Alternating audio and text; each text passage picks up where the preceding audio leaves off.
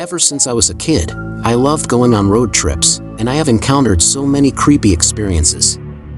But for now, I have a total of 3 road trip stories to share from my memory.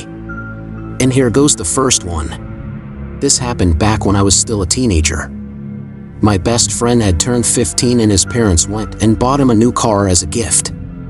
And once we had the car at our disposal, we were always out driving somewhere.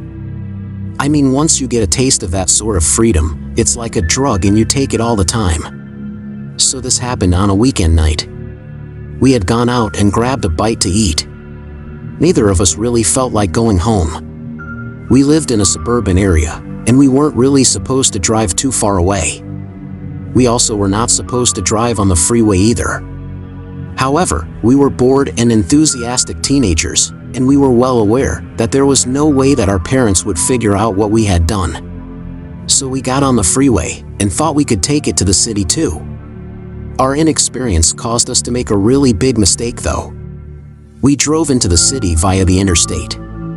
We spent a little bit of time there, and on our way back home, we got on the wrong interstate. We didn't know it back then, and we kept expecting to get back to the area we lived in, but the further and further we drove, we came to the conclusion that we must have gotten on the wrong road. After discussing it a little bit, we decided to take the next exit that we find and try to find a gas station or something. There we could ask for directions back to the right area. So without thinking to look and see if there was a sign for a gas station at the next exit, we took the exit. There were no businesses right at the exit. But we didn't want to get back on the interstate, so we drove down the road, trying to find some place or the other. I am not sure how long we were driving down that road. We did come across a few houses here and there.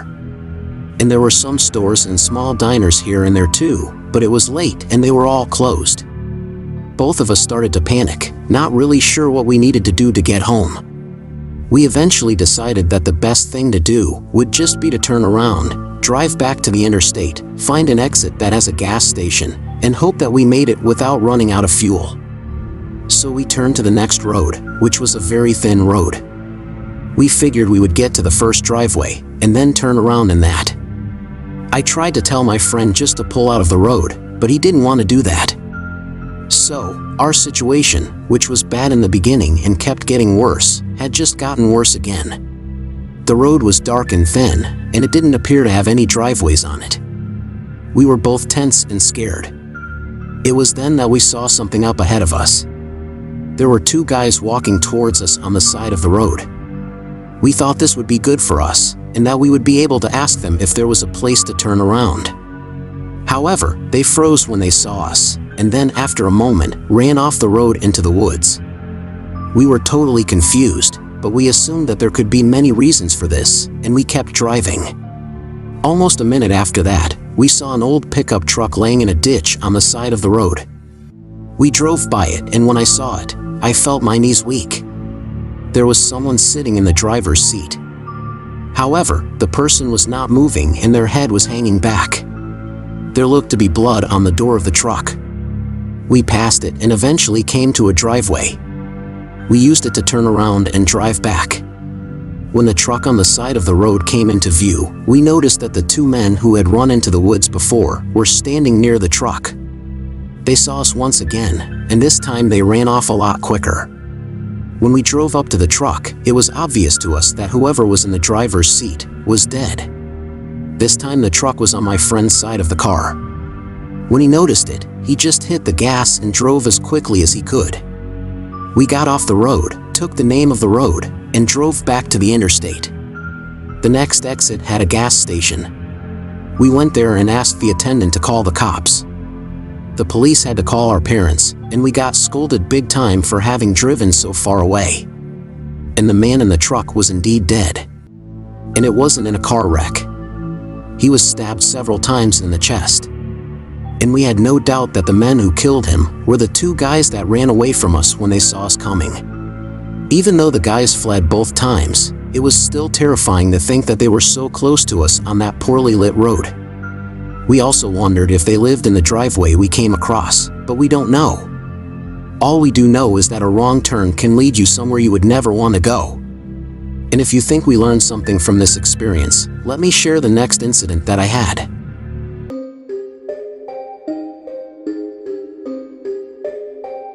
Now it's actually a little difficult to tell this story, so listen closely. This story took place roughly 11 or 12 years ago. My friend Jason and I grew up together. We were best friends ever since we were kids. We always sat by each other at school and we hung out during recess. After school, we played video games together. We were like extremely close friends. We even decided to go to the same college together. I thought Jason could have gotten into a much better college than mine, but just like me, he too wanted us to live the college life together. When the time came for us to leave our town for college, we left a few days earlier than required to be there and made it into a fun road trip. We gave ourselves 3 days worth of driving to get there. Now, neither Jason nor I had ever driven for such a long distance before, so it was quite an adventure for us. We thought it would be fun and exciting to watch some of the countryside before having to buckle down and study for college. The first day went fine, and on the second day, we were driving through the mountains. I felt discomfort for a significant amount of the time, and it likely had to do with the altitude of the mountains. However, around evening time, something went wrong with the car. I was driving and it suddenly stopped. I had trouble even getting it off the road. Jason and I couldn't really figure out the problem with the car. We tried to fix it, but it was beyond our expertise. We were also in an area where the cell phone signals were very poor. And since it was the first time that we were driving on these mountains, the route was new, and we didn't know how far away we were from a gas station. So we decided that one of us would hitchhike to a gas station and get some help. All of our personal belongings were in the car and in a trailer attached to the car, so one of us had to stay around it to make sure no one steals anything. Jason decided that he would be the one to go and find help. It took a while before a car picked him up. By then, there wasn't much sunlight left, so I just sat in the driver's seat and waited for him to return. The sun went down. At one point, a state trooper pulled up to the car and I had a chat with him. I let him know what was going on. He took some information and said he would drive to the gas station to see if my friend had gotten there. Apparently, almost 30 miles away from where our car had broken down, there was a gas station with a garage, and they could have towed our car for us. The officer asked how long I had been waiting for my friend to return, and I let him know that it had been over 2 hours. He told me that this time would be enough for the car to go to the gas station, get the tow truck and be back, that 2-3 times. When the officer left, I was concerned.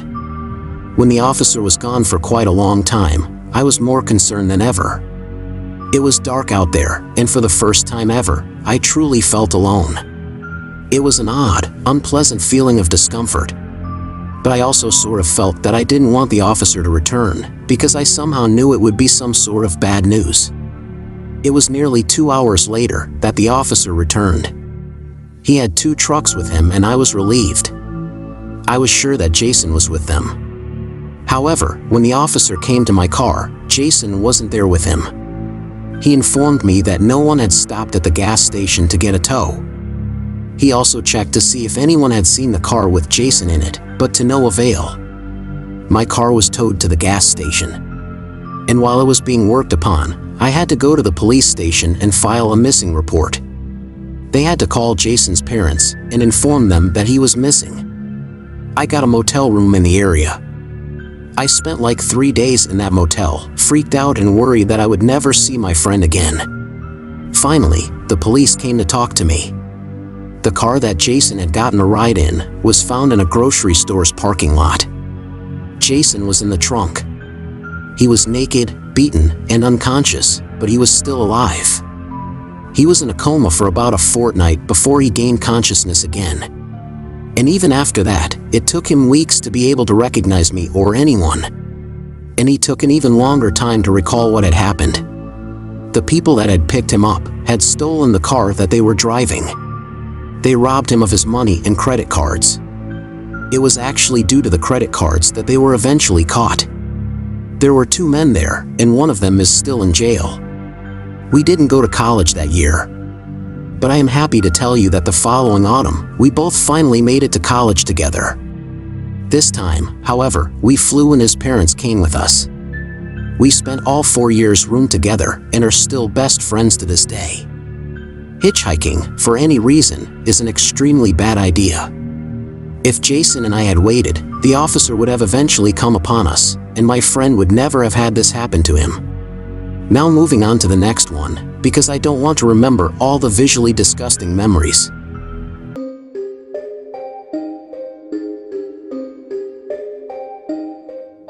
One of the most profound moments of my life came on my way to university for the first time. I was only 21 years old, and I was leaving my home for the first time. I had been on the college grounds once before, but my parents had accompanied me back then. So I left on a drive across the country in an old car by myself, for the first time ever. I have to admit being both excited and scared, more than I had ever been in my life up to that point. About 2/3 of the way through the trip, I was traveling through a hilly region. Driving through the area, I ran into a bit of car trouble.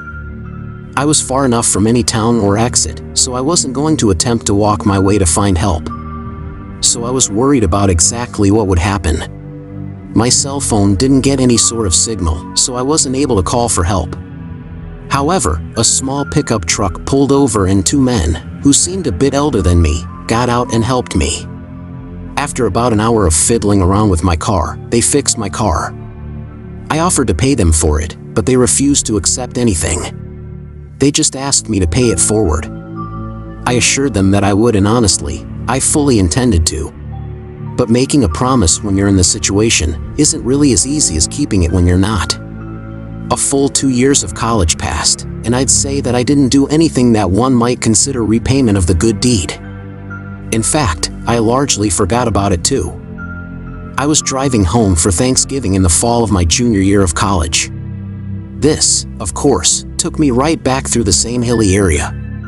Driving through a rather lonely stretch of road, I noticed something up in the distance, on the right side of the road. A car had been pulled over, and someone had the hood up, working on it. Immediately, everything from the experience I had 2 years earlier came back to me. I remembered how grateful I was for the kindness of the 2 guys who had helped me out when I was in need. I also remembered my promise to pay it forward. So realizing that it had been over 2 years, and that I hadn't paid the favor back, I imagined how good I would feel about doing it. Still, with all my thoughts, I didn't decide to stop right away. And the decision was made only seconds before I actually stopped the car. Rather than waiting for me to get out of my car, the man immediately came from under the hood of his car and began walking towards my passenger door. I found this odd, as I hadn't offered him a ride yet. I mean, I was going to, since I didn't have any ability to work on his car for him. But it was just strange that he would automatically assume this. However, I still remembered that I was trying to do a good deed here, so I unlocked the passenger side door. As the man approached the door and was about to lift the door handle, I noticed some movement from the back of the truck. It looked to me like a second person, crouched down, had moved from the back of the truck to the back of my car as quietly as possible. I mean, I wasn't completely sure, but it was enough to make me react quickly and lock the passenger side door right before the first man pulled up on the handle. I guess the first man hadn't expected to pull up on a locked handle, and he actually stumbled back a little. I noticed that he had a gun in the waistband of his pants. The man behind my car had obviously expected the door to be open. He had quickly moved over to the driver's side door, which I had locked just a moment before. He had a knife in his right hand. I saw the first man reach for his gun, but not before I hit the gas and took off past the 2 men and entered the tunnel ahead. I watched back as long as I possibly could, and I did see them get into their car. I kept expecting them to follow me into the tunnel, but they never did. All I can think of is that they were scared of being caught. And whatever the hell they were up to, they turned and left in the other direction. I guess maybe I was a bit too literal in my understanding of the promise. I was simply asked to repay a good deed by paying it forward. I thought that this meant that I had to help someone else whose car was broken down. This almost got me hurt and maybe killed. When I got back to school, I volunteered at a soup kitchen for the rest of the year. I was able to do a good deed that was, in fact, not life-threatening in any way.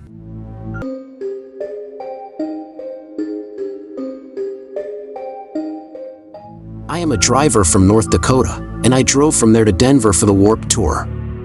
I woke up in the morning at about 7 a.m., spent the day in a hot parking lot, joined in for some of the festivities, and for some ungodly reason, we decided after the show to drive home that night. Now there were two options at my disposal. I could either go through the Black Hills, or go straight up to Route I-94 in Montana and then head east to get home. I chose the latter. Now fast forward to southeastern Montana at around 3 a.m., and my only passenger had fallen fast asleep. I didn't have the GPS going on my phone. I knew that Route 212 in Montana has a fork that you need to turn right onto Route 59 to start heading north to Route I-94. I drive right past this. I drive for about 60 or 70 miles past this turn before I realized what had happened. Now it's about 4 or 4:30 a.m., and I'm in a town so small that it only has one bar and no gas station. I pull out my phone and desperately search for alternate routes. But there's no network. So I had to either take dirt roads, or I had to backtrack. I started heading north out of town on a gravel road. My passenger is awake at this point. I'm chain-smoking cigarettes while driving through the middle of nowhere in Montana, down a gravel road that has a decent amount of trees or shrubs on both sides. It seemed fine as I was at least moving ahead. But then this road had the audacity to pull out a dead-end sign out of nowhere. We hit the spot where the road turned into a prairie trail, and we had no choice but to turn around. And as we started heading back, we saw what looked to be maybe 10 or 20 LED lights blinking through the trees, which turned into what looked to be a couple of hundred lights blinking. We were hallucinating the same things. And it was getting too creepy. But I continued driving no matter what. I just wanted to get out of that area as fast as possible. After a point, I was seeing stuff like deer running out that weren't there, and hitchhikers that kept grinning at me. We knew that none of them were real. I was scared of hitting something that was really there, but I assumed to be a figment of my imagination. Eventually, I backtracked every single mile and didn't slow down or stop until we hit the North Dakota border at about 9 a.m. in the morning. I still don't even have an idea of what we may have seen, but it was a creepy experience. I told about this to a friend, and I was suggested that it might have been a trickster in the woods. They create these illusions to mess with unwary travelers and make them go crazy. He also added that it was the best decision to keep on driving, no matter what.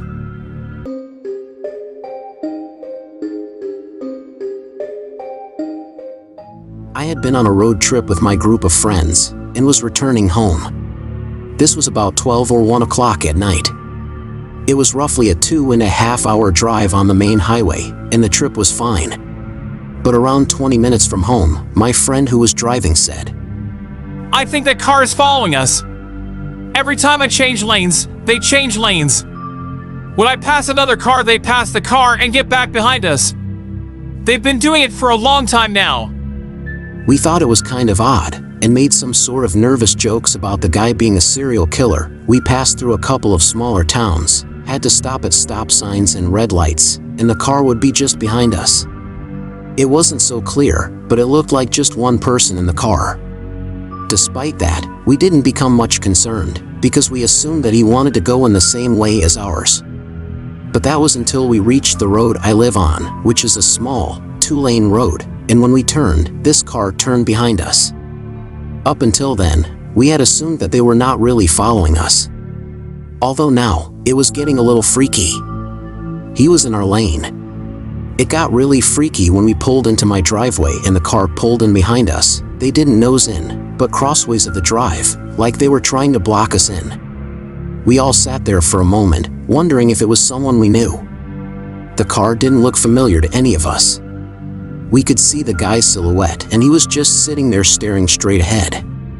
Now we were 3 young, big guys, and so we all 3 got out and walked to the car. I went around to the driver's side, and the guy was just sitting there staring straight ahead with the car still running. He was some young white guy, looked like he was 30 years old. But he wasn't anyone we knew. I tapped on the window, which I noticed was partially open, and asked the dude, "Do you need some help or something?" The guy looked at me with a sort of surprised look spreading across his face, and then he threw his car in gear and dashed out of sight. We don't have any clue as to what was up with that dude. It seemed to freak him out when he saw us. We figured that maybe it was that he was following someone else and got behind the wrong car and ended up following us instead.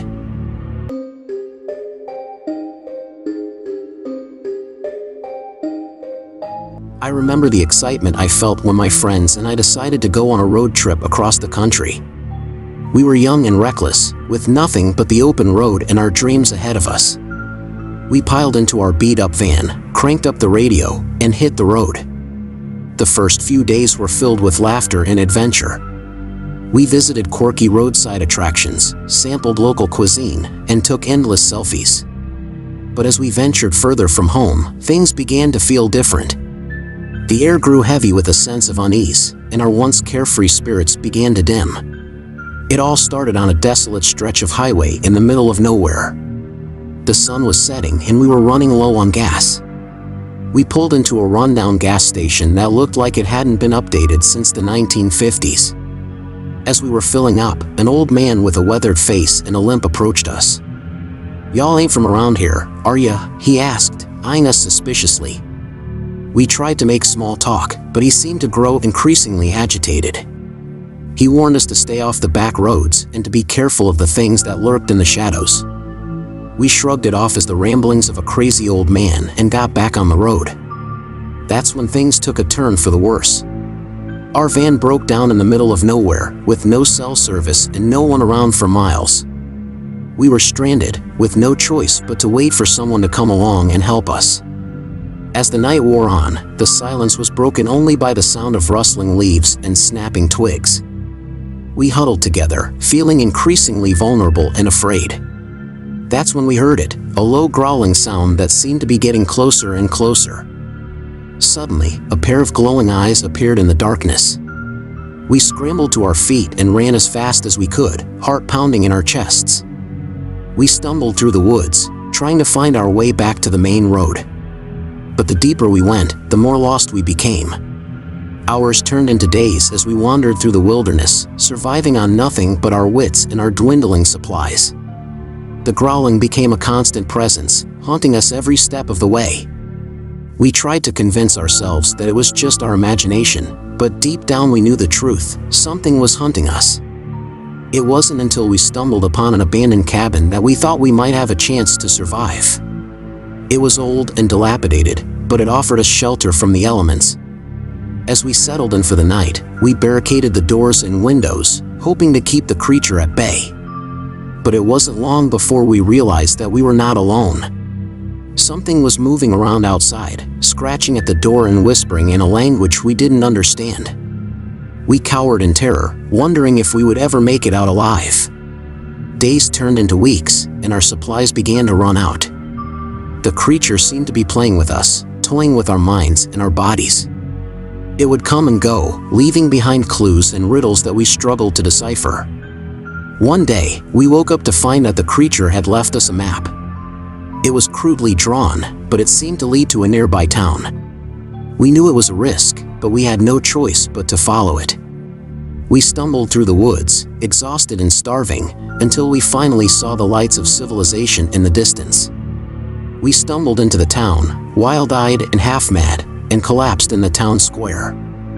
As we entered the town, I noticed that there were no street lights, making it difficult to see the road ahead. The only source of light came from the few buildings that were open. We drove around for a while until we finally found the gas station. It was old and run down, but at least it was open. I parked the car and went inside, leaving my friends in the car. The store was empty, except for a clerk who looked like he hadn't slept in days. He was wearing a dirty white t-shirt and jeans, and his eyes were bloodshot. I approached him and asked if there was a mechanic in town, but he just stared at me without saying a word. Suddenly, the door behind me opened and a man walked in. He was tall, muscular, and had a beard. He looked like he was in his 40s. He wore a dirty leather jacket and had a knife hanging from his belt.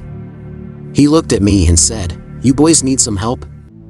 I tried to keep my cool and told him about our car trouble. He smiled and said, "I can take a look for you, but it's going to cost you." I asked him how much, and he said, $20. I paid him, and he went outside to take a look at the car. I walked back to the car and told my friends what had happened. They looked worried, but I tried to reassure them that everything was going to be okay.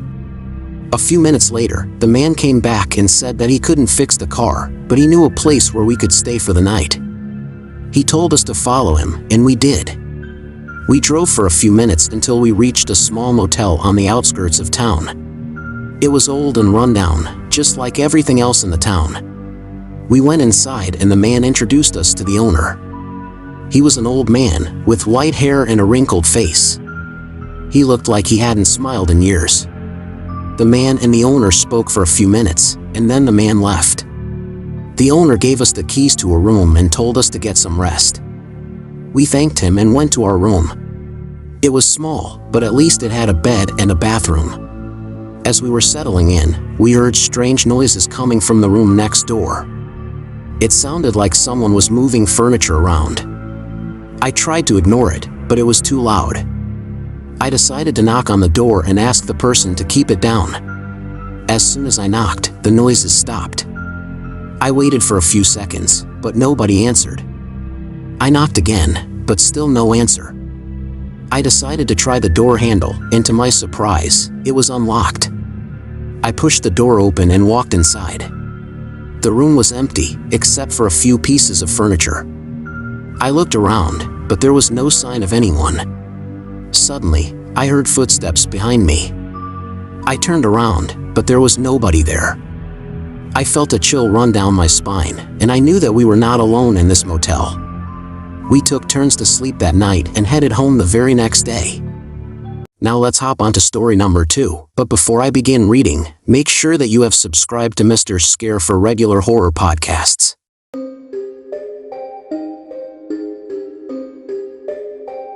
So I live near the countryside in the heart of United States of America. After being busy with work for months at a stretch, I decided to take a break. I had been planning this solo road trip for weeks, and finally, the day had arrived. I packed up my car with all the essentials and hit the open road. My destination was a campsite nestled deep in the heart of the United States. The idea of spending a week surrounded by nature was exhilarating, and I couldn't wait to get there. As I drove further and further away from civilization, I couldn't help but feel a sense of excitement mixed with apprehension. The winding roads were desolate, and the only sounds were the hum of my engine and the rustling of leaves in the wind. After hours of driving, I finally reached the campsite. It was nestled deep in the woods, and I had to park my car and hike a mile to reach it. As I set up my tent and started a fire, I felt at peace. The quiet of the forest was calming, and I couldn't wait to spend the next few days exploring. On the second day of my trip, I decided to take a hike. As I walked, I couldn't help but feel like I was being watched. The rustling of leaves and the snap of twigs beneath my feet seemed to echo through the forest, and I couldn't shake the feeling that something was following me. As I turned a corner on the trail, I came face to face with a massive black bear. My heart raced as I froze in place, unsure of what to do. The bear stood on its hind legs, towering over me, and let out a deep growl. I slowly backed away, my eyes locked on the bear's. The bear took a step towards me, and I realized that I was in serious danger. I knew I had to act fast, so I reached into my backpack and pulled out a can of bear spray. I aimed it at the bear and pressed down on the nozzle, releasing a stream of pepper spray. The bear roared in pain and backed away, giving me enough time to run in the opposite direction. My heart pounding, I ran back to my campsite, constantly looking over my shoulder to make sure the bear wasn't following me. When I finally reached my tent, I collapsed inside, shaking with fear. It was then that I realized that I was completely alone in the woods with no means of communication if something went wrong. The rest of my trip was spent on high alert, constantly watching my back and listening for any signs of danger. Even the slightest rustle in the bushes made me jump, and I couldn't shake the feeling that something was watching me. As the week came to an end, I packed up my campsite and headed back to my car. I breathed a sigh of relief as I started my engine and began the long drive back home. But as I drove, I couldn't help but feel like something was wrong. The hairs on the back of my neck stood up as I realized that I was being followed. I looked in my rearview mirror and saw a pair of glowing eyes staring back at me. My heart racing, I stepped on the gas, determined to outrun whatever was following me. But the eyes only seemed to get closer, and soon I realized that it wasn't just one creature following me, but an entire pack of wolves. They chased me for what felt like hours, barking and snapping at my car. I was terrified, convinced that at any moment they would break through the windows and attack me. Finally, after what felt like an eternity, I reached a populated area, and the wolves gave up the chase. I pulled over to the side of the road, my hands shaking and my heart pounding. I realized then that nature was not something to be trifled with, and that even the most innocent-seeming creatures might be deadly to us. Although when I told my dad about this incident, he suggested that it must have been foxes, because it's common to misinterpret them as wolves at night. And if the wolves would have wanted me dead, I would have not been here at all.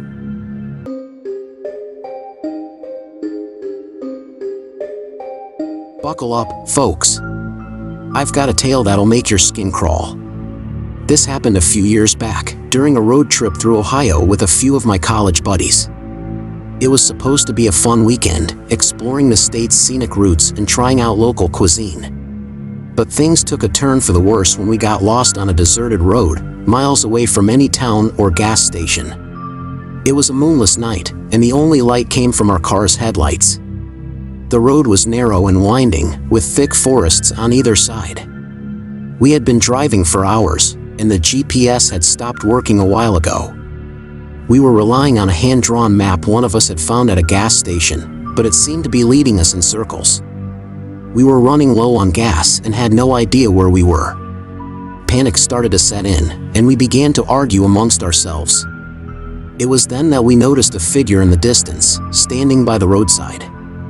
As we got closer, we saw that it was an old man, dressed in a tattered coat and hat. He was holding a sign that read, "Need a ride." We debated whether to stop and help him, but our fear of being stranded overruled our better judgment. We drove past him, hoping he would find another car soon. But that was just the beginning of our nightmare. The road began to narrow even more, and the forest grew thicker. We were now completely lost, with no idea which way to turn. And then, we saw him again. The old man with the sign, standing in the middle of the road, blocking our way. We were stunned by his sudden appearance, since we had just driven past him a couple of minutes back. We slammed on the brakes, but it was too late. The car hit him, and we heard a sickening thud. We got out to check on him, but there was no sign of the old man. We searched the woods with flashlights, but found nothing. We were shaken, but we had to keep moving. We drove on, hoping to find a way out of the forest. But things only got worse. We started to see strange symbols carved into the trees, and heard eerie whispers on the wind. The road became steeper, and the car started to struggle. That's when we saw the house. It was a dilapidated mansion, sitting at the top of a hill, surrounded by overgrown gardens.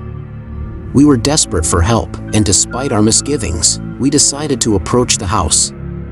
As we walked up the overgrown path, we saw that the windows were boarded up, and the door was locked. But then we heard a sound, a faint scratching coming from the other side.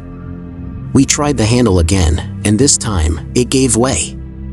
We stepped inside, and the stench hit us like a wave. It was like nothing we had ever smelled before, a sickly sweet odor that made us want to retch.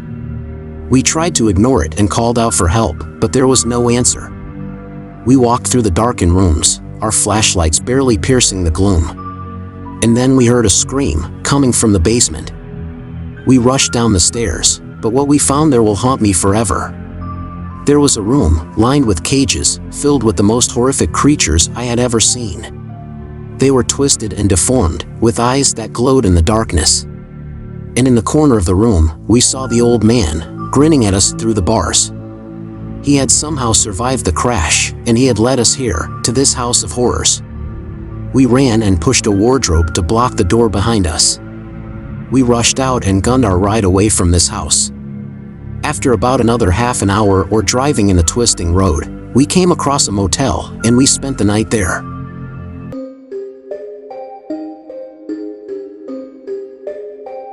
I always thought that staying at a fancy hotel was the epitome of luxury. But that was before I checked into the old Victorian hotel in the small town of Ravenwood, Ohio. I was on a road trip to explore the rural areas of the state, and the hotel seemed like the perfect place to rest for the night.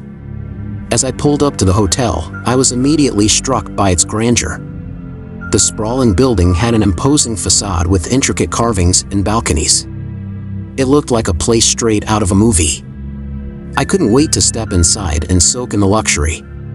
But as soon as I entered the lobby, I felt a chill run down my spine. There was something eerie about the place that I couldn't quite put my finger on. The receptionist, a middle-aged woman with a cold demeanor, checked me in without much fuss and handed me the key to my room. The room was spacious, with high ceilings and antique furniture.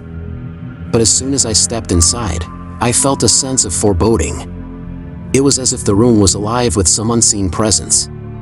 The air felt heavy and oppressive, and I couldn't shake the feeling that I was being watched. I tried to shake off the feeling and settled down on the bed to watch TV. But the channels were all static, and the only sound was a low hum that seemed to be emanating from the walls. I tried to call the reception to complain, but the phone was dead. As the night wore on, things only got worse. Strange noises started to emanate from the walls, and the furniture seemed to move on its own. I could hear whispers and footsteps in the hallway, but when I opened the door, there was no one there. I tried to leave the room and check out of the hotel, but the door wouldn't budge. It was as if it was bolted shut from the outside. Panic set in as I realized that I was trapped in the haunted hotel.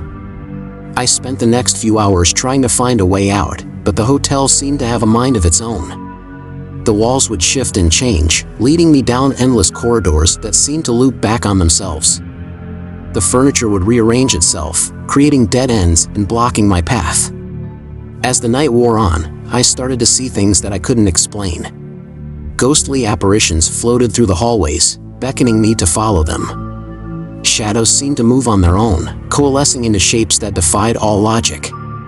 I was on the brink of insanity when I finally stumbled upon a hidden staircase that led to the attic. It was a small, cramped space filled with dusty furniture and cobwebs. But in the corner, I found an old trunk that seemed to be calling out to me. As I opened the trunk, I was greeted with a sight that I would never forget. Inside was a collection of old photographs and newspaper clippings. They told the story of a young girl who had been murdered in the hotel in the 1920s. Her spirit had never left, and she had been haunting the hotel ever since. With trembling hands, I read on, my heart pounding in my chest. The girl's ghost had been trapped in the hotel, unable to move on to the afterlife. But now, with the help of her story, I had finally found a way to free her. I rushed back down to the lobby and confronted the receptionist. With shaking hands, I showed her the clippings and demanded to know the truth. She broke down in tears and confessed that the hotel had been built on a farmland, which was previously a home for the Red Indian tribe.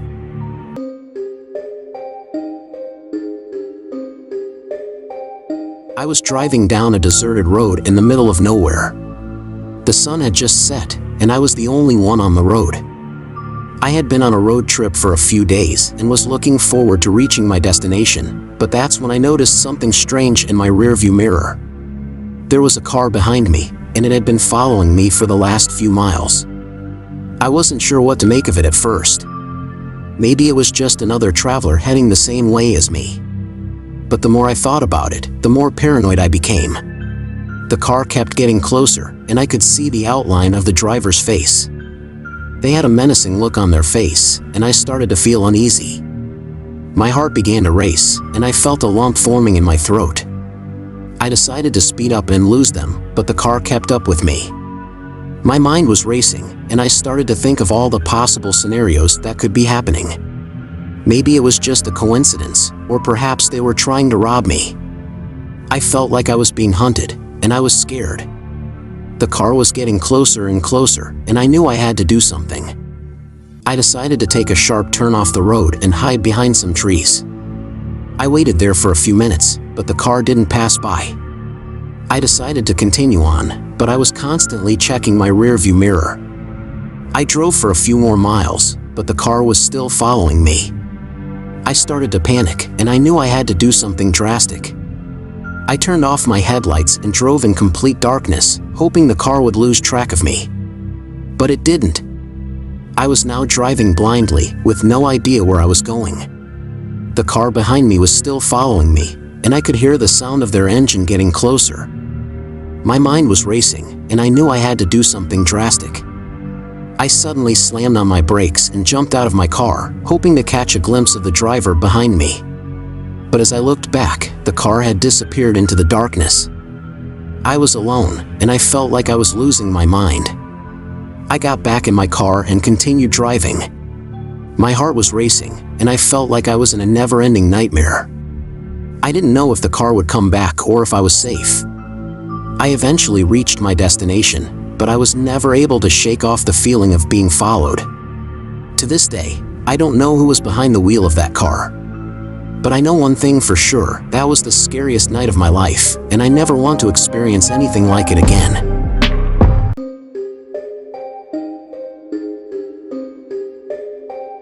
It was a dark and stormy night, and I was driving home alone after a long day at work.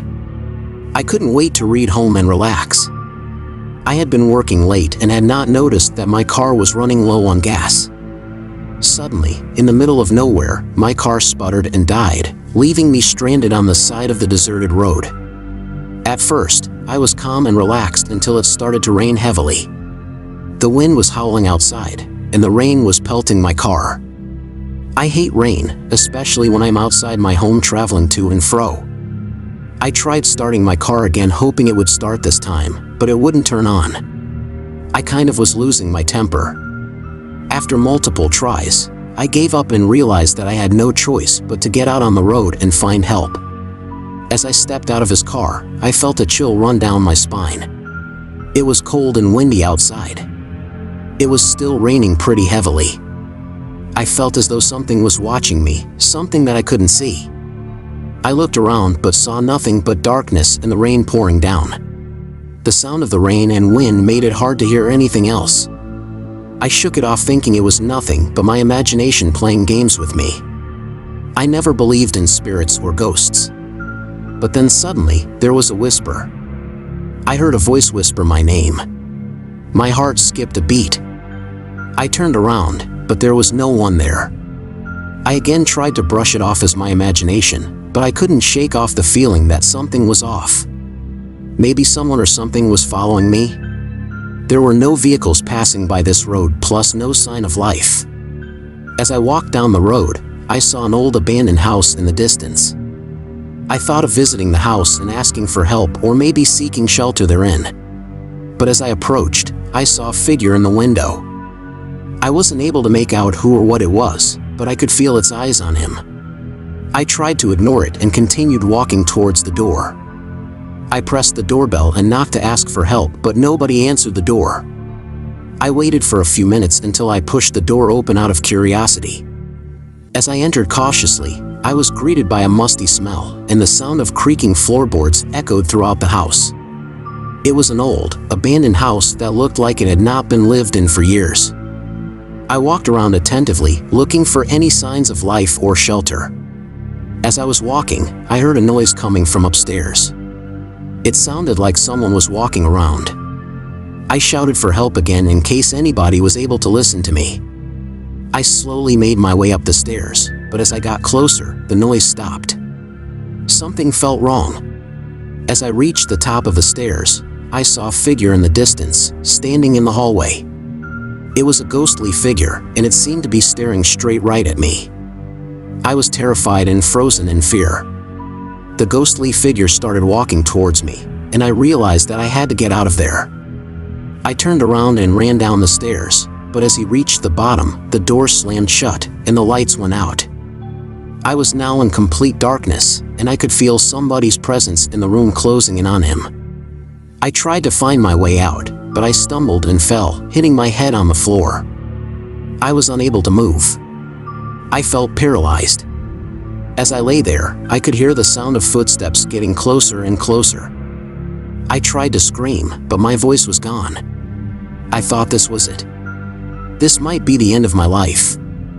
I am about to die. Weird animal and bird noises echoed in the room. I closed my eyes thinking of my final moment when the door slammed open. The lights came back on and I was surrounded by a group of people. They had come to my rescue. It so happens that they had heard about the abandoned house and had come to investigate. I was relieved, but I couldn't shake off the feeling that something was not right. I asked them for their help, still second-guessing if I should trust them. As I got into their car, I again saw the ghostly figure in the window, looking straight at me. I knew that I had escaped something terrible, but I was not sure if he had truly left the ghostly figure behind. To be honest, I still am not sure. From that day on, I never drove down that road again, and I never forgot the terror that I had experienced that night. Now let's hop onto story number 2, but before I begin reading, make sure that you have subscribed to Mr. Scare for regular horror podcasts.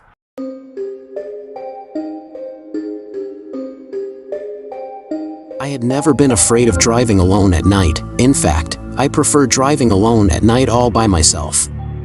But this was until the night I almost felt my soul leave my body. After that night, I might never drive alone at night.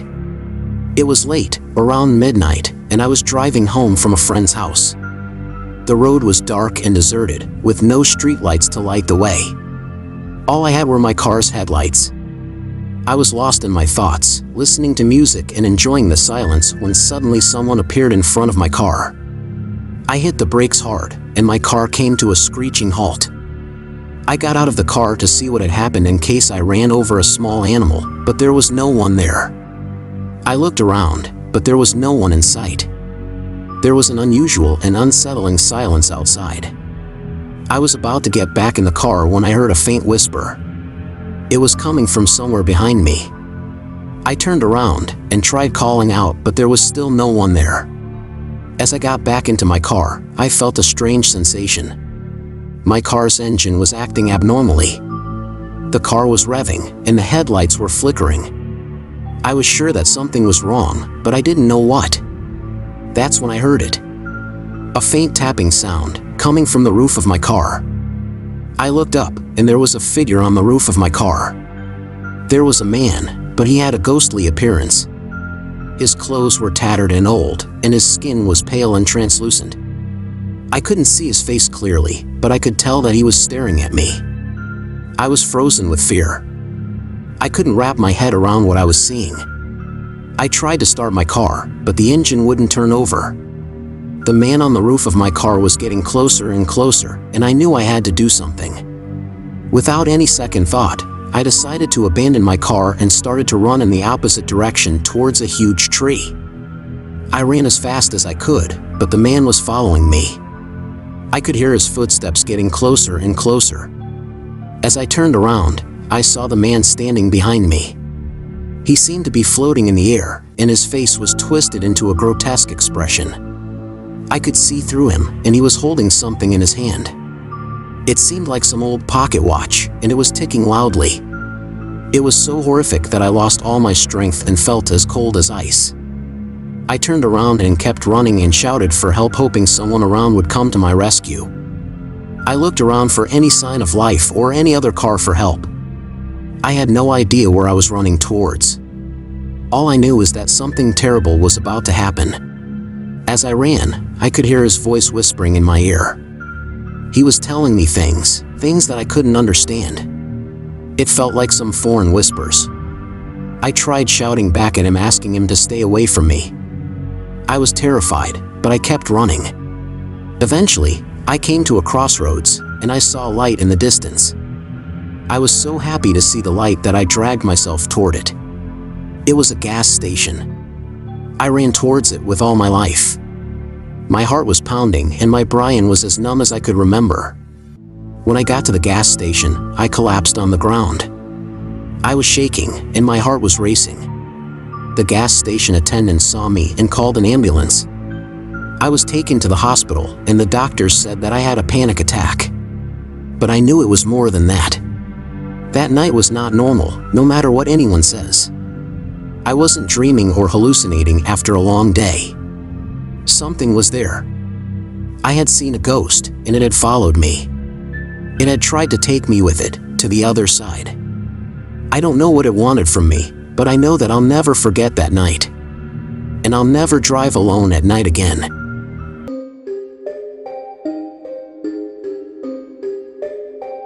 It was a dark and stormy night, and my family and I were driving back to our home in the city after spending a relaxing weekend at our farmhouse.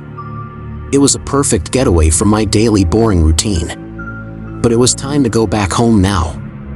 It was well past midnight, and we had been on the road for hours, with nothing but the sound of the rain pounding against the car to keep us company. As we drove down the deserted road, I couldn't help but feel a sense of unease. The only light came from our car's headlights, which illuminated the thick fog that seemed to surround us on all sides. The silence was only broken by the occasional clap of thunder in the distance. Suddenly, without any warning, the car started to sputter and jerk. We were out of gas. Panic set in as we realized we were stranded in the middle of nowhere, in the middle of the night, with no one around for miles. Just as we were starting to despair, we noticed a faint light in the distance. It looked like a house, and we could only hope that someone there would be able to help us. As we approached the house, we could see that it was an old, dilapidated mansion, with broken windows and a front door that looked like it hadn't been opened in years. But we had no other choice. We had to try and find help. We cautiously stepped out of the car and made our way to the front door. It creaked open with a loud groan, as if it was protesting our intrusion. The inside of the house was just as creepy as the outside. The furniture was covered in cobwebs, and the air was musty and stale. We called out, but there was no answer. It seemed as if the house was completely abandoned. We decided to split up and search for a phone or some other means of communication. As I was searching the ground floor, I heard a strange noise coming from upstairs. It sounded like someone was shuffling around, but I couldn't see anyone. I called out to my family, but they didn't answer. I started to feel a sense of dread wash over me. What if we weren't alone in the house? I made my way up the stairs, each step creaking loudly underfoot. As I reached the top of the stairs, I saw something that made my blood run cold. What I saw next was beyond my wildest dream. I couldn't believe my eyes. Standing in front of me was the ghostly figure of a family, a man, a woman, and 2 young children. They were all dressed in old-fashioned clothing, with messy long hair, and their faces were twisted in an expression of anger and despair. I couldn't move. I was frozen in fear as they started to advance towards me. I could feel the coldness emanating from them. I lost all my senses. Was I hallucinating, or is it real? Just as they were about to reach me, I heard my family calling out to me. It shook me, and I looked below and then towards the ghostly family again. But to my surprise, there was no one this time. The ghosts disappeared, and I was suddenly back in the present moment. We found a phone and immediately called for help. As we waited for someone to come, I told my mother of what I saw upstairs.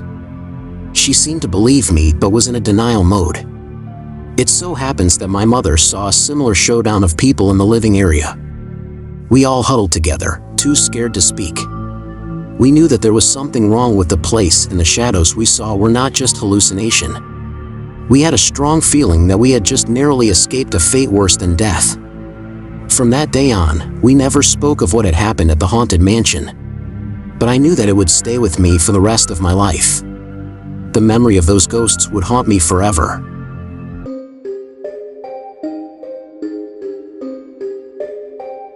I was driving with my friend, Emma, to a house party that was out of town. We were both excited to be going to a party away from our usual spots. Our semester exams were finally over, and this was supposed to be our YOLO kinda party. But seems like fate had something else planned for us. The night was dark and foggy, and we were blasting music and singing along. We were casually chatting about life in general and were going about our usual gossip. Suddenly, Emma gasped, and I turned to see what was wrong. "Did you see that?" Emma asked, pointing to the car behind us. I looked in the rearview mirror and saw a dark sedan with its headlights off following us. I couldn't make out who was driving, but it gave me a creepy feeling. I tried to shake off the feeling and focus on driving. "Maybe they're just going to the same party or nearby somewhere," I said, trying to reassure Emma and myself. As we drove on, the car behind us stayed close. We took a few turns, but it still followed us. I could see that Emma was getting scared, and so was I. Suddenly, the car sped up and pulled alongside us. I turned to look, and I saw a pale face with black eyes staring at us. I screamed and swerved, almost crashing into a ditch. "Let's go back home," Emma said, her voice shaking. Unsure of what to do next, I agreed and turned the car around to play it safe. As we drove back, the car followed us, never leaving our side. We tried to speed up, but the car kept up with us easily. We were both panicking now, wondering what was happening. We tried calling our friends and families, but the network was no longer reachable. Finally, we arrived back in town and drove straight to my house. We parked the car and ran inside, locking all the doors and windows. We both collapsed on the couch, panting and trying to catch our breath. "What the hell was that?" Emma asked, her voice trembling. "I don't know," I replied, still shaken up. "But we need to figure it out." We casually searched on the internet if this was some kind of a sign or signal, trying to find any information on the car and the person behind the wheel. But as expected, we found nothing useful, only stories of similar experiences that other people had gone through. As we dug deeper, we found a legend about a ghost that haunted that very road we had driven on. According to the legend, a woman had died in a car accident on that road, and her ghost now haunted it, looking for her next victim. The story sent chills down our spines. It did not make any sense, but there was no reason to deny or discard the possibility either. It felt far-fetched. But the thought of the remote possibility that we might have had been followed by a ghostly presence was terrifying. The next day, we felt curious about last night's incident, and so we went back to the road in daylight to see if we could find any clues. We saw nothing out of the ordinary, but as we drove back home, we noticed something strange. The same car that had followed us was now parked by the roadside near my house. We approached the car cautiously and peered inside. There was no one in the driver's seat, but we could feel a cold breeze blowing from within. Suddenly, the car door slammed shut on its own, and we heard a ghostly whisper in our ears. "Get out," the voice said, and we screamed and ran away. From that day on, we never drove down that road again, and we always made sure to keep the doors and windows locked at night.